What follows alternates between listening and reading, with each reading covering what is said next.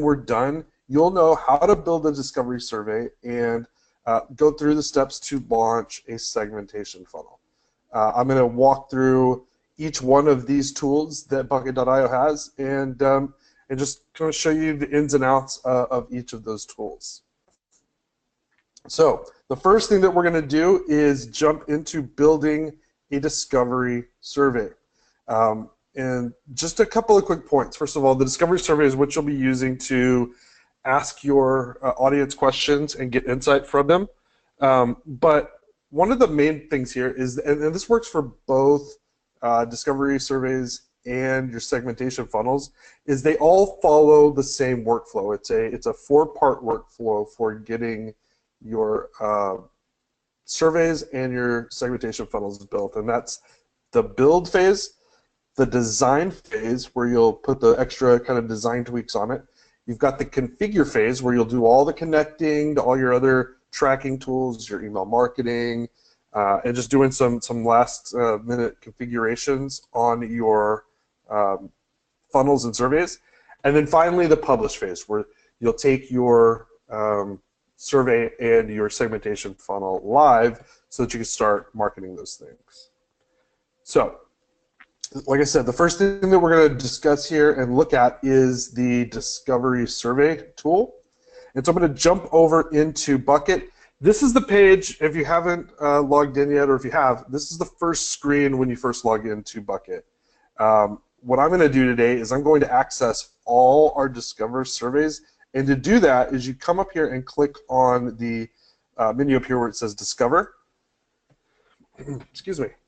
And this is where all of your surveys are housed, right? You can see I've got some here, I've got some there, and so these are all of our existing surveys. When you're going to create your first survey, you can do it from the dashboard. I usually don't. What I'll typically do is come over here to Discover and just kind of look at what I've got, and you can create a new one by clicking on this plus sign here. And then you'll see you have the option to choose a discovery survey type, right? What this means is you can have a full page, which is what we're going to use today, and that's where the survey is kind of a standalone survey, right? It's you send the link out to people and they'll go to the survey and complete it. The button, however, is, let's say you have a high traffic web page on your website, like a blog post that gets a lot of traffic, or a specific kind of traffic that you want to capture in a survey, or your homepage.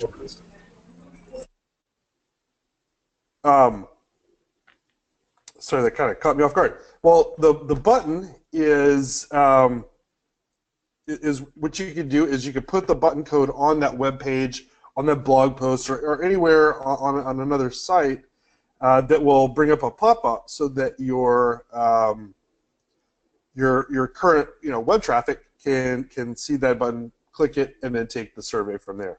So like I said, we're going to do the full page survey on this demo. When it says here, add public name, just so you know, that is not public as in your customers will see that. Your customers will not see what you type in here. But it's important that you make this whatever you name the survey, easily recognizable. And I'll show you a few things here. But like I said, it says public name, but that's just public to you so that you can see it throughout the app and in other places. But it's not a name that your audience will see. And here's what I mean. So like here where I've got 815 Zapier integration webinar survey. You see what I'm saying? You guys would not see that when you're going to, if you're signing up for the Zapier webinar, you won't see 815 Zapier webinar. But it's very recognizable to me, so I know what I'm looking for. I can instantly grab it when I need it. And so that's what you need to be thinking of when you see public. I know it's a little confusing, but that is how that's how your naming works for your surveys and your segmentation funnels. So let's do this. I am not going to create one from scratch. I'm going to do what's called a clone. All right, I'm going to take a clone of an existing survey. So what you do to make a clone is, if you've got a survey already set up, you've got it configured the way you want it to, what you can do from there is hit these 3 buttons here, hit clone, and now you've got a copy of the survey that you were going to that you're going to use. So instead of creating it brand new, since I already have some in here, I'm doing a clone. If it's your very first one, you'll want to just create the discovery survey. But what we're gonna walk through here shortly is everything else is exactly the same. So what I'm going to do, I'm going to click Edit,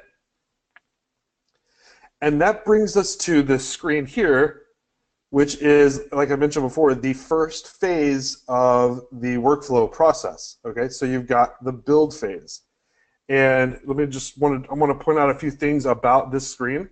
The first thing that you have over here on the left is all the elements that you can apply to your survey.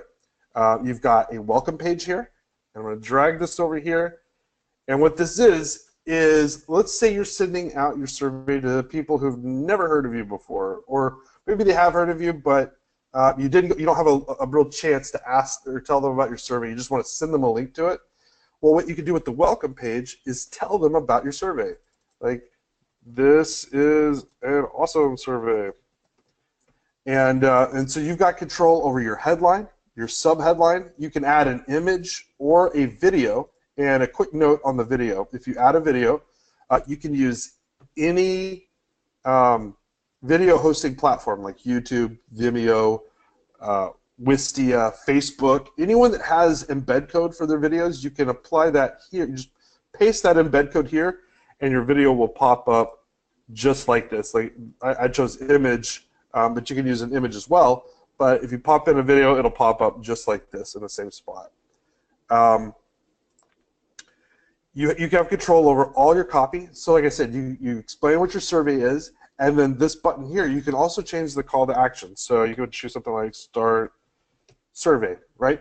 And what this button will do is it'll take them to the first question of your survey. Now, I'm not going to use a welcome page here because a lot of time, and the welcome pages are optional. The reason I don't use them is a lot of times, most of the times, these surveys go out through an email, right? And in the email, I say, hey, you're about to take a survey. Here's what you're going to get if you do it. And so I just send people straight to the first question. And let's take a look at setting up your questions, because that's the most important part of a survey, right? So the elements for adding questions and building your survey start with the short text. And a short text element is just a one-liner. If you need like a one or just a 2-word response, like zip code or anything like that, where you would just want them to type out a response, but not a long open-ended question. That is what the long text is. The long text is your big open-ended questions here, and I actually have one right here, and I'm going to walk you through some of the ideas behind the open-ended question. There's a few things here you want to look at. Number one, you see where it says question name, and notice that I don't have like a name for it. I actually start the sentence here. So whatever you write in the question name is what your audience is going to see. So for question name, they will see what you write here. So you can see I've got before registering for the Zapier integration webinar. And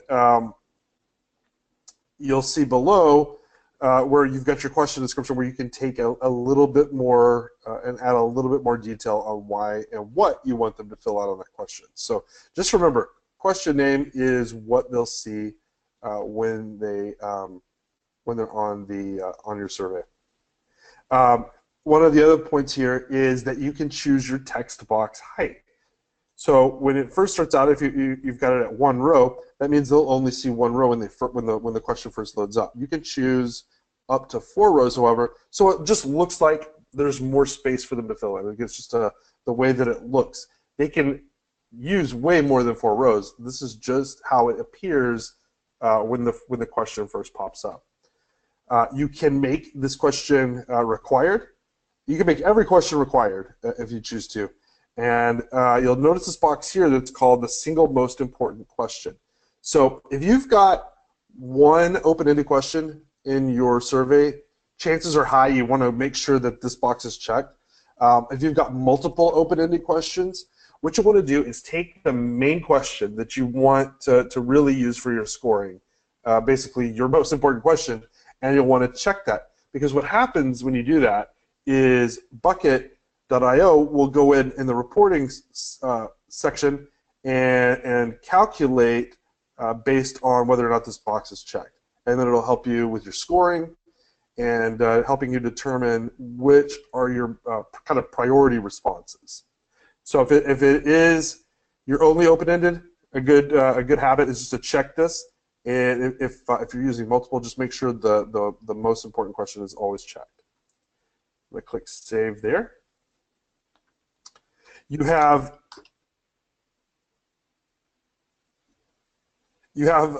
radio and checkbox. The radio, there's a major differentiation between radio and checkbox. These are both for multiple choice options. Radio lets you choose one option, so like male or female, where you can only select one. That would be a radio button.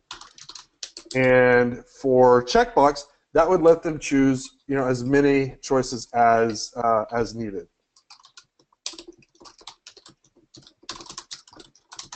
Evie, do we have any questions coming in, or?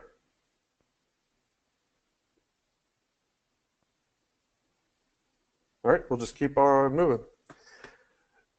Okay, so once you've built your questions, the next step is to add the contact info screen, and this will let you collect the lead information and contact information from your survey takers. If you'll notice, the page looks identical over here to the welcome page, and it's the same thing. You have complete control over the copy that goes on this page to get your users to complete the contact information screen. You can ask for the name, email address, and you have the option. Everything's optional except for email, but if you choose phone number, I want to point this out too real quick. If you choose phone number, Bucket will use that in the calculations as well on your survey reporting screens. So that way, when someone actually puts their number in, it increases their score. So it's a good idea to leave it on if you're really wanting to judge your scores. But it is optional. You can turn the phone number off. You can turn this other field off. And the other field could be any text field that you want it to be. You can turn those off, and you can turn off name and only capture email. However, like I said, you can, if you put the phone number in, this will add to another layer of scoring as part of Bucket's scoring algorithm. So you'll save that page once you're done building it. And now the final page is just to create a thank you page. I'm going to take that off. Is to create a thank you page for your survey. So if you leave off the thank you page, like if you just don't put one there, the default screen is to is just like a little, just a real basic thank you for taking the survey. But as you can see here, if you create a thank you page, if you add one in, you can customize it just like you could your welcome page or your contact information pages. So it's the exact same functionality here. The one difference on the thank you page that I want to point out is your ability to add a URL to the button. So basically, you're able to turn this button into a link. Now, as you can tell with the survey that we created just now, what we've done, it was a survey to ask you a question before you register for one of our webinars, right? And at the end, what we're doing is sending you off to the GoToWebinar registration screen.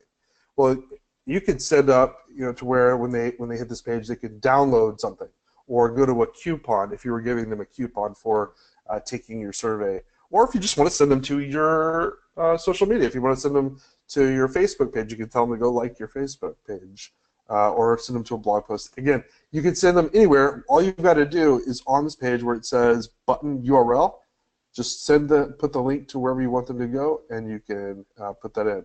If you don't want to send them anywhere, if you just want to send them a customized message, all you got to do is remove the button, and there's no button there.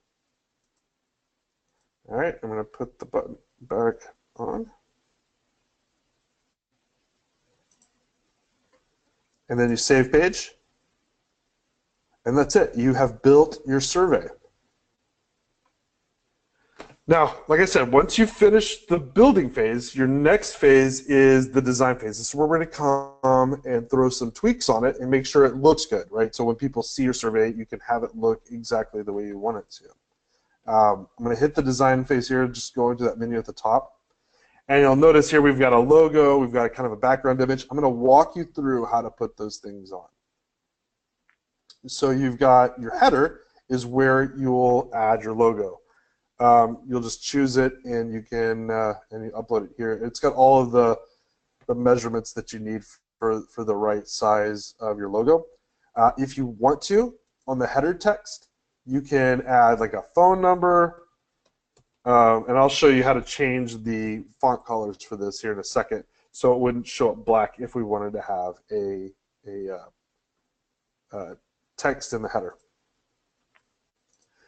After you upload your logo, you can have a footer, and that's if you wanted to have footer navigation, and let's say you wanted to add a privacy policy or your terms of service or a link back to your homepage. Again, you've got the ability to add your footer navigation here, and it just shows up at the bottom of your survey.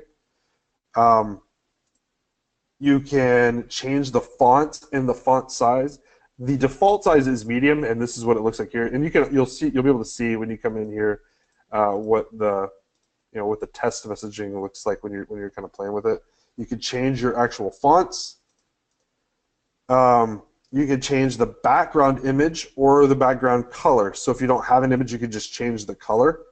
As you can see here, we've got an image up, and you can also change the images for your thank you page, for your contact information page, or your welcome page if you want to. Let's go back over here. All right, so remember I said earlier I could show you where you could change the color if you wanted to, you could change the color of all your fonts, of your headlines, of your buttons, of your navigation menu, and pretty much all the major pieces here. You can also change the color of your questions. A lot of people say it's a little too light for them to see, so if you want to come over here and darken that, you can do it just like this, or change it to whatever your color scheme is that you use for your own branding. So once you're done adding all of these design changes, what you'll do is come over here and click Save Changes, and you're ready to go to the configure screen. Now, the configure screen this is where like all the muscle happens. So there's a few things I want to point out on this main screen here. Okay, first of all is your name. As you can see here, I cloned our survey from earlier, right? So as you can see, it says copy of 815 Zapier integration webinar. Well, what I would want to do if I'm creating a new one is I would want to get rid of copy of and maybe do something like 822 Zapier integration. So that way I don't have a bunch of copy of. It's a mistake if you make a bunch of and leave in the copy of, because what'll happen is you might as well just not have any naming at all if you're going to leave the copy of whatever you chose. So just so to have it, if you do a clone, come over and make the change to your discovery survey name. Now here's another important thing, and this again on this configuration screen, a lot of what I'm telling you here is the same for the segmentation funnel. So I'm not going to go too deep into it there. I'm going to try to cover a lot of it here.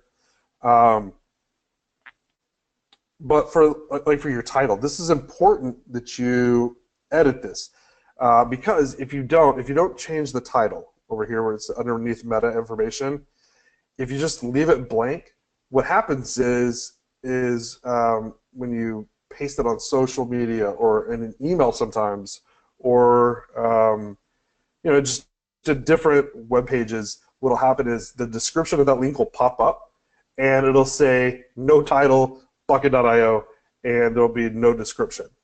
And so people won't know why or what's going to happen on the other side of that link. So this is a simple marketing technique here that I highly recommend.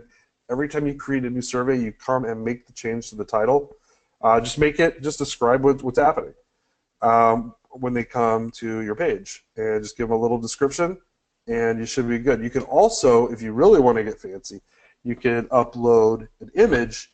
And so when you paste this link to your survey on something like Facebook or Twitter, the image will pop up. So giving them, again, just another more marketing to add on to your links. As you can see over here, you can add a progress bar. You can choose to add a continue or back button. You can also add tracking code that's not Google or Facebook. For Google and Facebook, you have your own options over here, and I'll cover those in more detail shortly. But like if you have just some other kind of third-party tracking system that you use, you can easily just turn this on, paste in the tracking code, and you're good to go. All right, so one of the big things here that we definitely want to at least cover, I'm not going to go super deep into it, but I do want to cover it. It's the integration, because bucket.io can connect to just about every email service provider out there. As long as Zapier connects to it, the bucket can connect to it and put your survey, your segmentation, funnel, lead information into your email service provider through Zapier. So if you're not familiar with Zapier, Zapier is a website software connection service, right? So, for instance, MailChimp is a website software. Bucket.io is a website software. And so what Zapier does is it connects Bucket.io to MailChimp or Infusionsoft or whoever your email service provider is, just by connecting the two together. So what you want to do is you want to have a Zapier account. They have a free version of their account while you're getting started and sending leads through.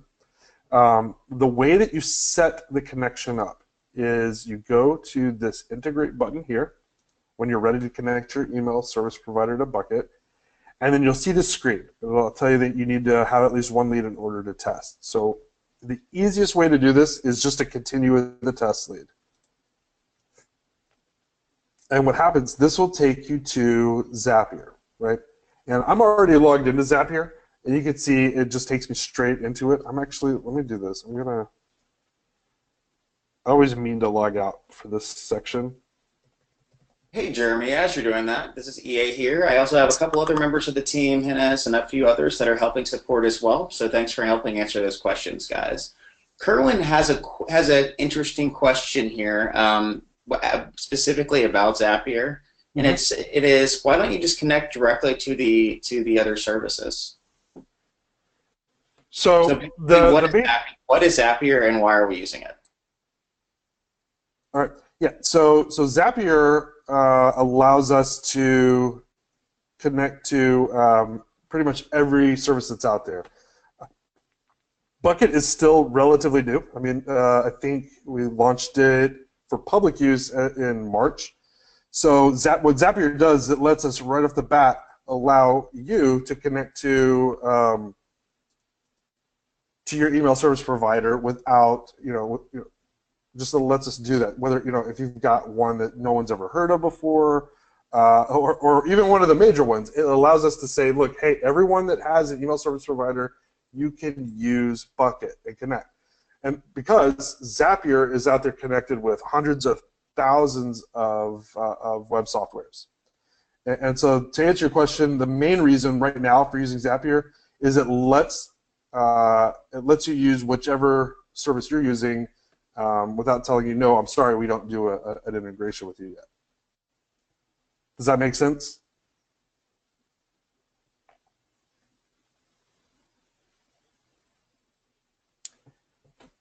I'm hoping it does. If not, you can let me know if it doesn't make sense. But what we want to do, the way you set up that connection to Zapier is, like you said, you click the integrate button. We're going to do the continue with a test lead link again. And now this is the screen that you'll see if you're not logged in. So the first thing you want to do, if you don't already have a Zapier account, is you would sign up and accept the invite. Otherwise, you would log in to accept the invite.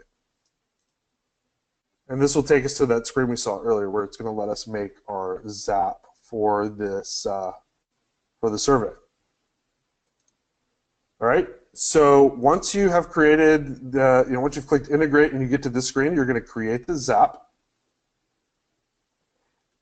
And then this is, since we're doing a new discovery survey, we'll choose new discover. If you were doing a segmentation funnel, you would just choose new segmentation. And then I've already got my bucket account added, but let me show you how to do it. It's real simple, and you only have to do it once. So if you don't already have your bucket account attached to Zapier, here's how you do that real quick. So the first thing you want to do is come back over to, you want to come back over to bucket, and then click your name, click account settings, and then you'll see your API key here. We'll just copy that real quick.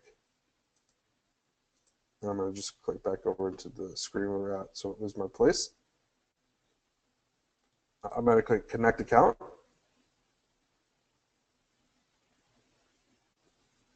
Let Zapier do its thing.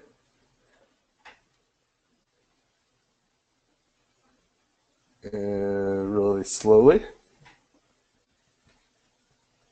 Super slowly. What do we? Let's try round 2 with that real quick. Let's see what happens. There we go. So yeah, you would just paste your API key in here, hit yes and continue, and then you'll see it added just like this one is here. And again, like I said, you only have to do that part once. You'll see it from now on. Once you connect it once, you'll always see it on the screen already chosen for you. So you'll click Save and Continue. Now, here's where we're going to choose our actual survey that we're going to be connecting to. So we're going to choose the one that we've just been working on. Remember, I renamed it to the A22. We'll just click that. Click Continue.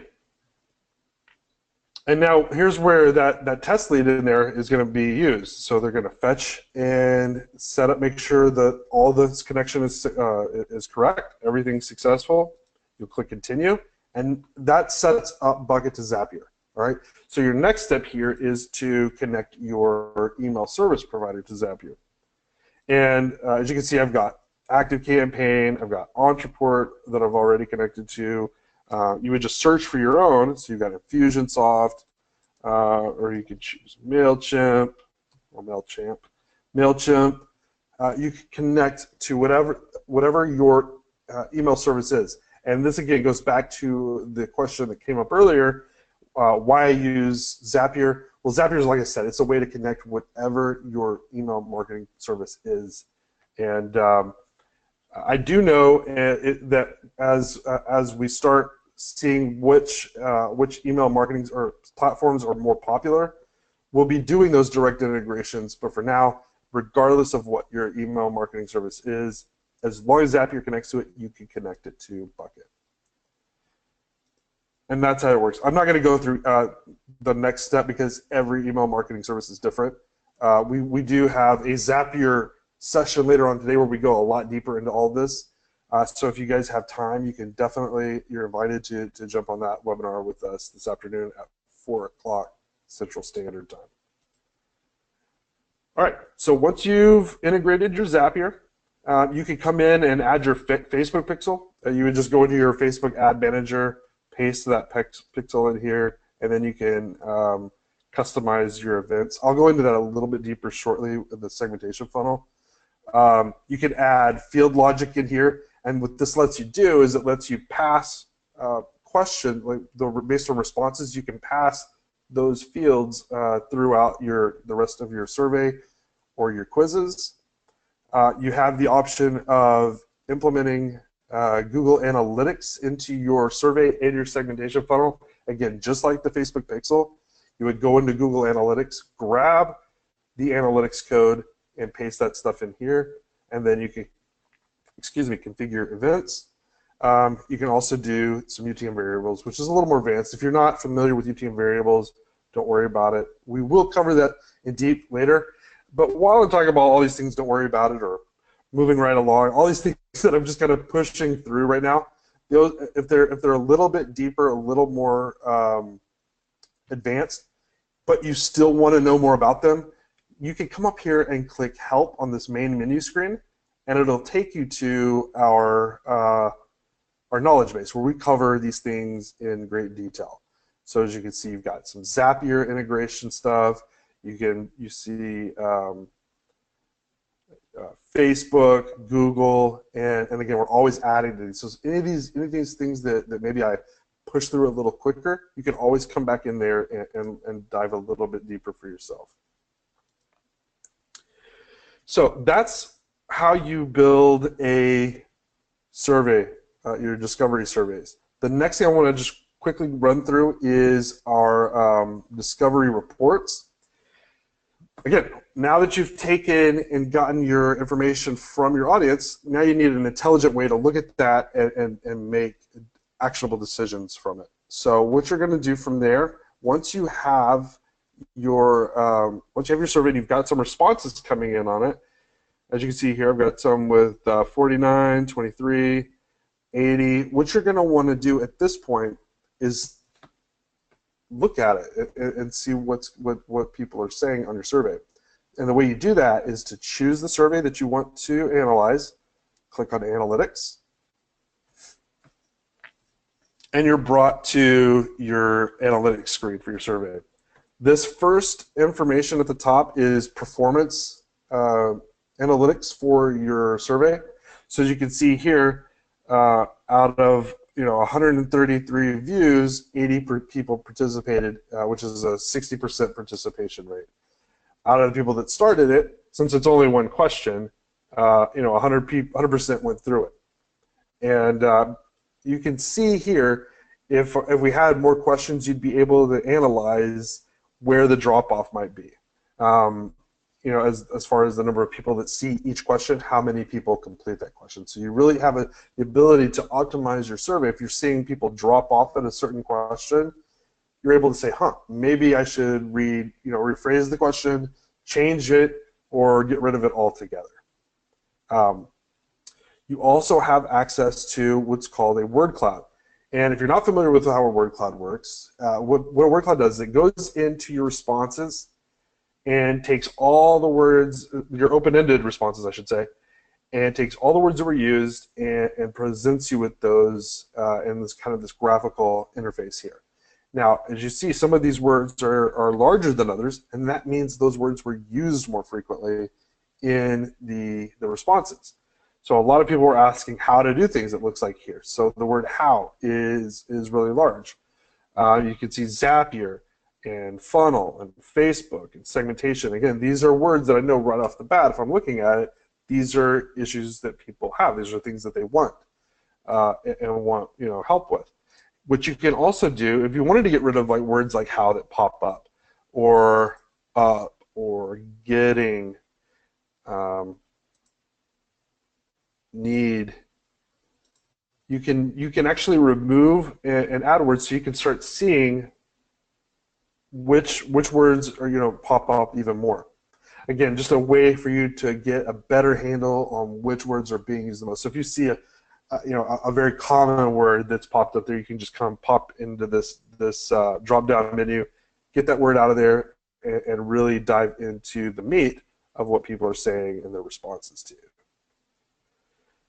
Now, I just clicked on the responses menu item up here at the top, and this gives you context to those buzzwords that you were getting from the word cloud.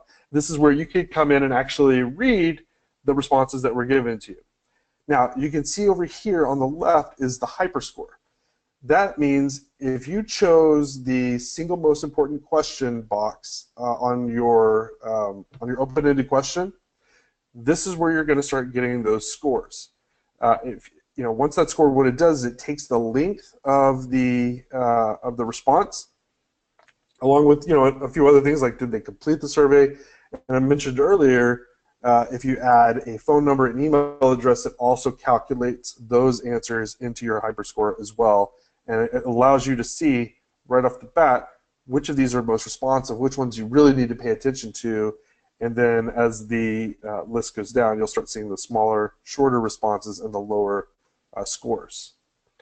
Now, if you want to download these and use in your favorite spreadsheet software, then you can just click on Download CSV, and it'll take you right to it. You can download it and use it, combine them. So for instance, let's say you have 3 or 4 surveys that you set up just to use, maybe do some different testing or do some different stuff with. You can always download those CSVs and combine them later for your own analysis. And that is how your discovery survey reporting works, so that once you've got the responses, you can come in and really understand what's happening. Our next step here is we're just going to do a quick segmentation funnel build. I just want to walk you through the pieces of a segmentation funnel. If you're not familiar what a segmentation funnel is, basically they're designed, it's a funnel that captures lead information, but instead of just taking a name and email or contact info, it allows you to segment your audience by giving them questions that they can answer and segment themselves into buckets. You can also send them to customized outcomes so that you're further customizing the experience and improving your conversion rates. We're going to take a look at this real quick. I'm going to jump over back into Bucket. Close this. And to get to your segmentation funnels, what you'll do at the top is click on Segment. As you can see, I've got some already in here. What I'm going to do here real quick is show you just when you create a segmentation funnel, it's just like when you do a survey, except you have a couple more options. We're going to do a full page, but again, you can do a button, an entry page, a splash page, and an exit pop-up. And again, just like I mentioned earlier, like with the button where you would put it on your website and you'd have a button, it's the same exact thing for an entry pop-up or a splash or an exit pop-up. You would just put the code on your web page, your existing website, and whenever someone does any of these actions, it will show them your segmentation funnel. But like I said, for our case, we're going to do a full page, and just like with the survey funnel, or I'm sorry, the discovery survey, you'll just add your public name, and the public name again is what you see. So we're going to come over here. I'm going to do another. I'm going to do this test one. We're going to just jump right into it. I'm going to point out a few things on here. First of all, the welcome screen, you'll notice when we click on it, it's the exact same thing as with the discovery survey, but with this one, what you're doing here is you're setting up the segmentation funnel. So this acts more like a landing page. So if you're using something like ClickFunnels or lead pages or Unbounce or anything like that, and you just want everything to happen inside of Bucket, then you can always use this welcome page as your landing page, and that's what a lot of people do. So you see here we've got the ability to edit the copy, headline, sub-headline. This is a YouTube video, and I told you earlier you can embed videos as long as it has embed code. In this case we're using YouTube, and then we've got our call to action button here, and what this does is it takes them to the first question of the segmentation funnel. And I'm going to save this and show you what that looks like real quick. So our first question in our segmentation funnel is a radio button. In most of the cases, we're going to use radio buttons on a segmentation because it gives them that one option. So we've got a question here where we're saying, what's the #1 roadblock holding you back in your business? And we have these 4 options here. All right. And then we have another question here with a few more options on it. And so when you're building out your segmentation funnel, you can add as many questions as you like to it, and you can use any of these any of the elements that we already pointed out. You can use a short text, long text, radio button, or checkbox. But it's the radio button and the checkboxes that will give you that implementation of the segmentation stuff. So you've got the lead capture pages over here. It's just like with the other, where you just drag the lead capture pages over. You'll notice that I have multiple lead capture pages instead of just one. So this is an option for you. If you can either just do one lead capture page, or you can have a lead capture page for each of your outcomes, which I'll get to here in a second. But what this does is it lets you customize your lead capture form with the copy of it, so that you can further go for those higher conversions. So as you can see in this one, you'll fill out the form, and I'll show you how to use Business Mastery to start hitting your goals and deadlines today, which one of the other options before was I have trouble hitting my goals and deadlines, right? And so you can customize not only your final outcome page, but your lead capture pages as well. And so let's real quick jump over to the outcome pages, just so you can see what that looks like. So, excuse me, like I mentioned earlier, the main part of a segmentation funnel is your ability to customize the outcome, the thank you page, so to speak. So that when someone's coming through your segmentation funnel, whether you're giving them an assessment, or a quiz, or you're just asking them, hey, which of these is your biggest problem? You're able to deliver them a solution, a customized solution based on the answers that they chose. Those are called outcomes. And so what you've got here is you can have as many outcomes as you like. I've seen survey funnel or segmentation funnels with as many as 100+ outcome pages on it, and as few as 2.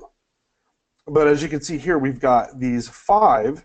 And so what you'll do is I'm going to pull one of these up just so you can see. You've got 2 choices here when you're creating an outcome page. If you already have a funnel in place where you're already selling a product or products, you can come right in here and choose your external redirect and send your audience, or the people going through your funnel, directly to your existing sales pages. If you don't, then you can create an outcome page inside of Bucket, and I'm going to walk you through what that looks like right now.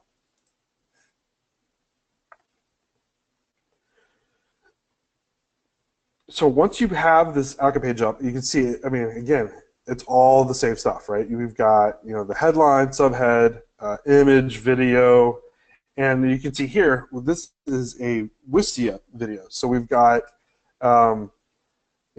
you can embed from Wistia and all the others. But one of the things to point out here is that this page goes on to, talks about, hitting the goals and deadlines, one of the options. So it's a customized approach to giving that solution to someone. Instead of sending everyone to the same old thank you page, you're giving them a thank you page based on their what they told you they needed help with.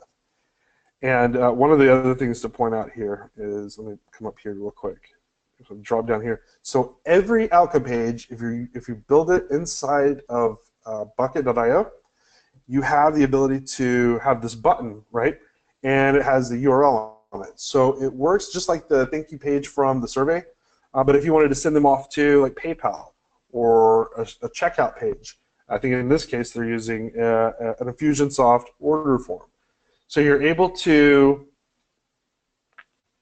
get the sale right on your outcome page.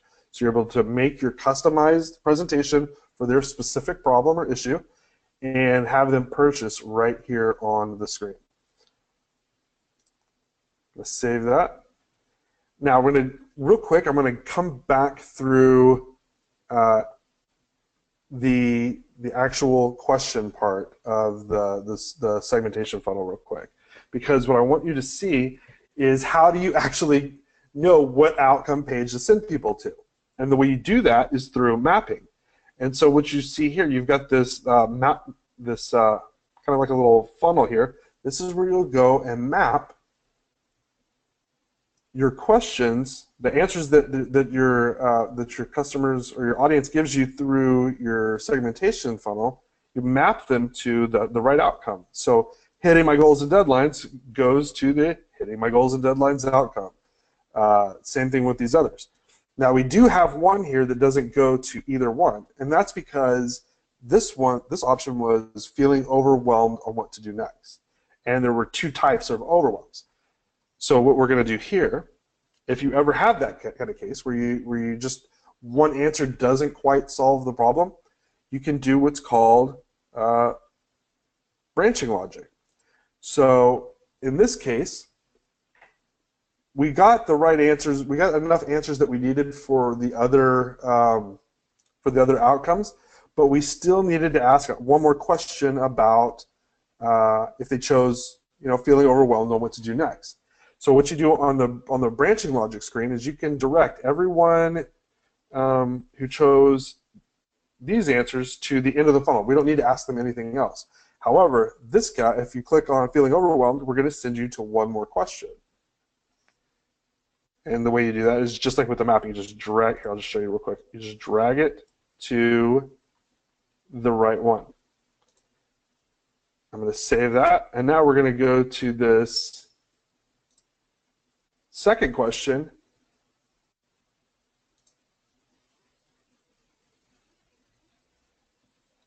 And map each response from that question to its correct outcome page. And now every outcome page has questions that map to it. And so anyone, whatever you choose, you're going to go to the correct outcome page. And that's how obviously there's a lot more we can go into on segmentation funnel setup. We actually have full webinars and full training on this. Again, there's a lot of training inside of the help. It's help section, and I'll point you to that in a second. But as I mentioned before, the design, the configuration, it's all the same as you would do it in a survey funnel or a discovery survey. Then you go to publish, and this will be the link that you'll have for your audience. This is the link that you'll put in your advertising, your emails, or anywhere you plan on marketing your segmentation funnel.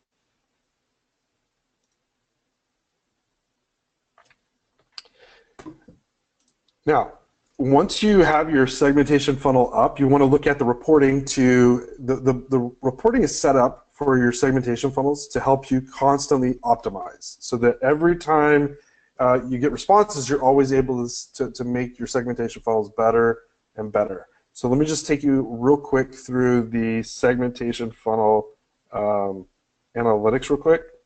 You access them the same way that you would a survey.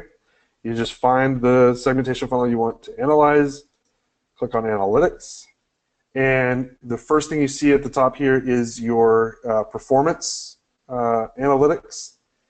So you get your numbers, how many people saw it versus how many people actually went through it and completed it and got to the outcome pages. If you are collecting emails on it, you'll also get your opt-in rates. What's cool here is that you also have your analytics for each question. So again, just like with the survey, what you're looking for here is drop-off, right? If you're seeing people answer and they're just not making it to the end, you can always remove or just change the questions again to make sure you're always pushing people to the end. You can also see which responses are being chosen the most. What I did here is I just clicked the down arrow. You can do that for each question just to get an idea, a snapshot of what people are choosing. And you've got these stats throughout the entire funnel here for you to look at. You can also come in here and just look at like the full-blown responses if you wanted to do some correlations. If like you wanted to see, if you have like a long form, questions, and you wanted to see where those people are getting sent to. Again, just like with the surveys, you can download a CSV and stick it in a spreadsheet software for even further analysis if you need to do that. but most of it's here for you just to take a quick look at and make your segmentation funnels better and better. And that's it. That's when you, so the thing here, putting it all together, what you're looking at is building a discovery survey so that you can go get that market insight and the language to use, like from your word clouds and going through and reading the responses. And then the segmentation funnels let you flip that, take what you learned, and customize the experience for those users so that you get the higher conversions. That's how the two work together. That's why the two tools, that's why those are the two main tools inside of bucket.io. So I know we're running, I came in a little late getting the screen sharing to work. And so I know you guys might be tight on time. What I want to do real quick is get you over to, I'm going to get you the link to the, to schedule a one-on-one call real fast. And then we'll do a quick Q&A after that if anyone's still here and wants to just get some questions answered on this call. But if you would like to speak to a bucket.io specialist, it's a 100% free call, and it's ideal for you as a next step from this webinar if you've got an activated bucket.io account and you've even made a small start. You know, again, this is the getting started, so we don't expect you to be, you know, running these giant funnels. But this call could be exactly what you need if you've been blocked in any way, whether it's, you know, something as literally as simple as what do I name my survey, or how do I get a question to work correctly on it. If you need someone just to look over your shoulder and walk you through the process step by step, that's exactly how it works. Again, it's an over-the-shoulder look. You'll be controlling everything, and someone like myself would be just kind of guiding you through and making sure, you know, even those things that you don't know, we'll be able to point you directly to get you up and running. Like I said, every 15-minute call I personally have ever done has resulted in being able to move forward. And I've never seen a problem. It's just so ridiculous. There was no sense of being there. They're all important. There's nothing too small or too large. We can figure out advanced stuff with you or just really super basic stuff. But the big deal is that we make sure that you're on track, moving forward, and that you know that you're doing it right because someone showed you that you're doing it right. And I don't want to toot my own horn here. I'm not going to read these, but certainly everyone else that's been on these things, they like them too. Anyone that gets on these typically comes away, like I said, moving forward. So basically, like I said before, it's free. There are a limited number. We've only got so much time. We can, the schedule, I'm going to send you a link to it. I'm going to put it in the chat. So go ahead and get on that now. I'm going to put this link in so that you don't not get a space. I think last week we had such an overflow. We had to make some extra spots available later. I'm going to use this. So as you can see here, I just use a survey inside the software. Take that, and I'm going to put this here and make sure. All right, so I just put the link in the chat. Can you guys real quick let me know if you got that? Can I just get a, yeah, I see the link. Got it. Diane, thank you. Kerwin, thank you. All right, cool. So the link is in there. Close that. All right, so real quick, I want to take a quick minute just to do a question and answer. Guys, is there anything that I know you guys have been doing a great job in responding to questions as they've come in, but is there anything in there that like keeps coming up that we should probably address in front of everyone? Hi, Jeremy. This is Janice. Yes, people have been asking a lot of questions. I have a couple for you that they've been throwing on the chat. The first, well, one of the guys was curious about afternoon session. He wants to know if today's webinar will include the steps on how to integrate with Infusionsoft. Yeah. So what we're going to do is the Zapier webinar. We're going to walk through like the kind of the intricate parts of connecting to different providers, I would say Infusionsoft will be on there for sure. The one thing that we can't really do is show you, like, go into Infusionsoft and where to get the API code and all that. That's something you'll need to figure out with your email service provider, whether it's MailChimp or ActiveCampaign or Drip or Infusionsoft, because everyone's different on where you go and get your API connections to connect with Zapier. But absolutely, what I'll be doing is walking through how to get those, how to do the segmentations, how to get the data from your bucket.io segmentation funnel or your surveys, and get that to your email service provider through Zapier. It's a lot more detailed than we went through today. I just walked through like how to set it, connect it. But we'll definitely take some more advanced steps this afternoon. Make sense? Great. I have another question for you. This one is about Google Analytics, the user wants to know if he can use different Google Analytic codes for each different survey. Because we usually recommend people they can use the same code in all the surveys, but he wants to know if he rather using one code for each survey, if that would work, based on the fact that he has different websites. Yeah, so here's how that would work. So you could do a different Google Analytics for each one of your surveys, but you can't do two analytics for one survey.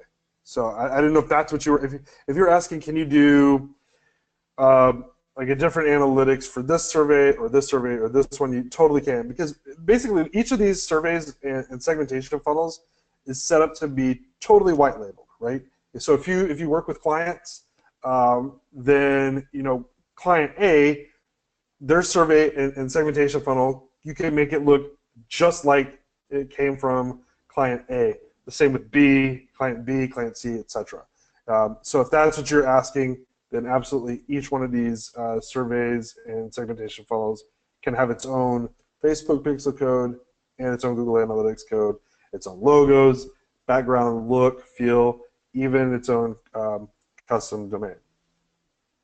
Great, yeah, that was definitely a question.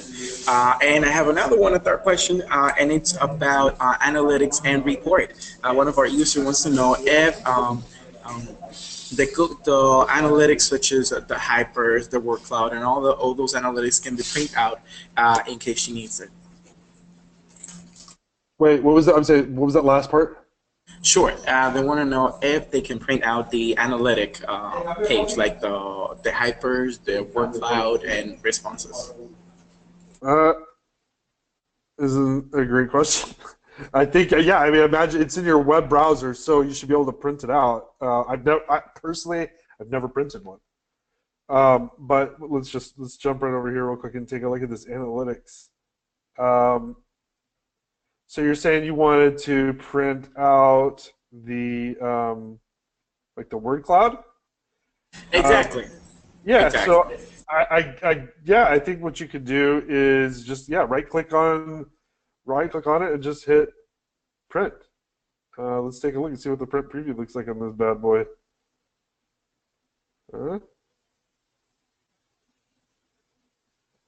Taking a look. Yeah, it looks like. I mean, it looks like it might be kind of. You might have to play with your print stuff here, but yeah, it would just be basically like printing a web page. So you just would probably want to play with that a little bit, and just based on your own printer and browser settings. But yeah, I mean, I don't see why you wouldn't be able to. Just right-click on it and hit print. Good question. I mean, literally every time I hear a first question for the first time, and I've done a lot of these, I always like getting this. So, printing. I'm going to actually try it here in a little bit, too. What else we got over there, Janice? Well, that was those were like the what some of the questions. All the questions were related to the software and functions, which I already answered through the chat. Awesome. But if anyone has more questions, please let us know, and I'll be happy to read them out loud. Yeah. So I know we went a little bit long here, guys. I apologize for the snafu earlier, but we got things. Looks like we're moving through pretty good. I appreciate you, Janice, for popping in and helping me out here. Um, so I'm gonna paste that link one more time again, just for the one-on-one calls, just so that we have it. I'm going to. Oh, hold on. You gotta do it like this. And all right. Last one. I'm gonna give you guys a few minutes to click, or not a few minutes, because we gotta get out of here. But go ahead if you haven't already scheduled the one-on-one and you want it totally free. And it's not like this is the only one you can never have. What we're telling you now is that you can schedule one if you go through a webinar. So if you want to schedule one now, or if you're going to be on the webinar later, then you can definitely schedule either now or later. It's fine. Yeah, I'm going to go ahead here, take one last look. Looks like all the questions are good. Guys, thank you so much for your patience. Thank you for getting on here. If you have any questions, again, you can always take a look at the knowledge base. We've got that awesome in-app messaging, and I know a certain guy who may or may not hear me right now. He loves answering those questions, and he's super awesome. He's at least one of the awesome people over there. Anyways, you can always hit us up at support@bucket.io. Other than that, if you're going to be on later today, great. I look forward to seeing you. If not, get that one-on-one call, and one of our specialists, possibly even me, will be talking to you soon. All right, guys. Thank you so much.